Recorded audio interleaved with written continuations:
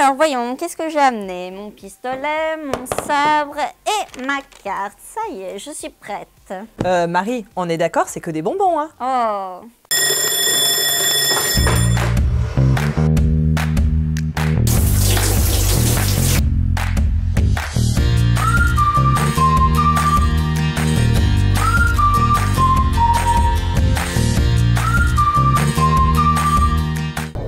Globalement, j'adore jouer, mais alors si je peux créer une activité en lien avec le jeu, c'est là où on s'amuse le plus. Donc pour ça, je vais vous donner plein de bons conseils pour créer une chasse au trésor absolument exceptionnelle. La règle du jeu d'une chasse au trésor, c'est de résoudre des énigmes qui vous donneront des indices afin de vous déplacer de lieu en lieu jusqu'à trouver un trésor. Et pour quel événement créer une chasse au trésor? C'est multiple. Vous pouvez faire ça pour un goûter d'anniversaire, pour une demande en mariage, pour une annonce particulière ou une chasse aux œufs. Au niveau du matériel dont vous aurez besoin, je vous conseille du papier, un stylo, des ciseaux et surtout beaucoup d'imagination. Mais étayez tout ça par internet qui va pouvoir vous aider parce que ça regorge d'idées vraiment farfelues et très originales. Et le petit plus qui rendra l'expérience vraiment immersive, c'est de rajouter quelques accessoires de déguisement. Comme ça, vous vous mettez dans la peau d'un vrai pirate qui part à la conquête de son trésor. Là, j'ai parlé des pirates, mais vous pouvez très bien adapter votre chasse en fonction de l'événement pour lequel vous créez la chasse. Par exemple, pour un goûter d'anniversaire, si vous partez sur une thématique de dinosaures, vous pouvez organiser des fouilles dans le jardin au milieu de bacs à sable. Si vous faites une demande en mariage, pourquoi pas créer des énigmes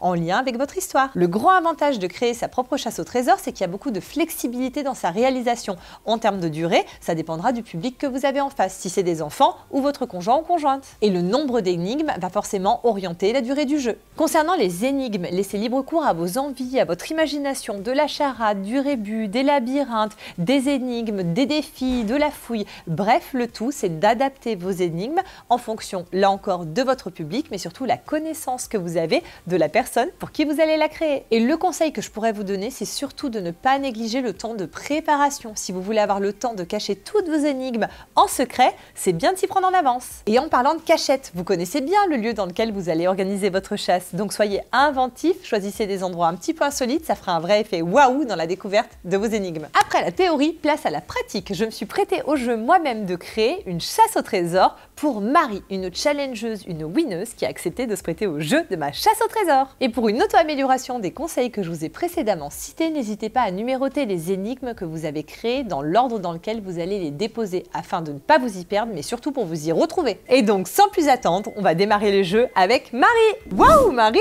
t'es super bien apprêtée. Merci beaucoup. Allez, c'est parti, t'es prête? Ouais, je suis prête alors. Dis-moi, qu'est-ce que j'ai à gagner? Si c'est quelque chose à manger, ça va?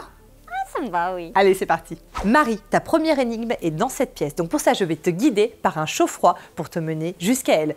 Go! C'est froid, Marie, c'est froid, Marie. C'est froid encore, toujours froid, Marie. Tu te réchauffes un petit peu, tu te réchauffes dangereusement. Tu es brûlante, bravo, Marie! Alors, qu'est-ce qu'on a? Une pièce de puzzle, ouais, on verra plus tard.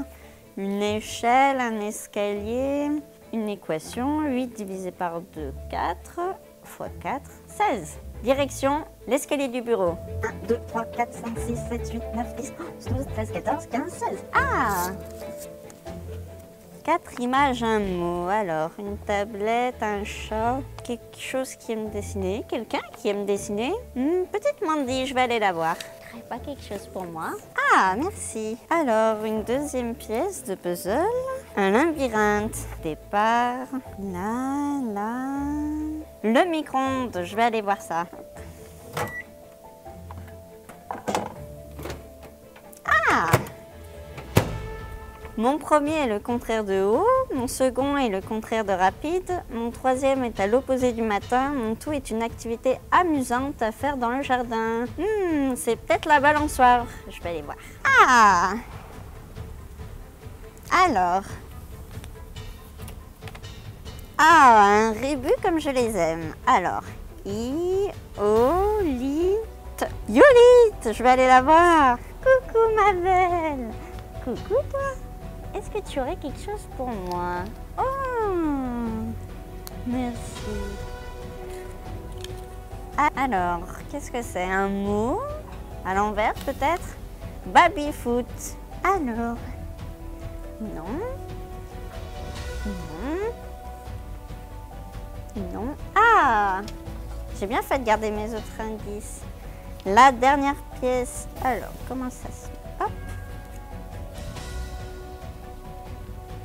Le canapé, bien sûr. Alors... Ah, ne serait-ce pas mon trésor? Bravo Marie, t'as réussi, tu peux tout manger. Ah, on partage? Ah, avec plaisir, oui.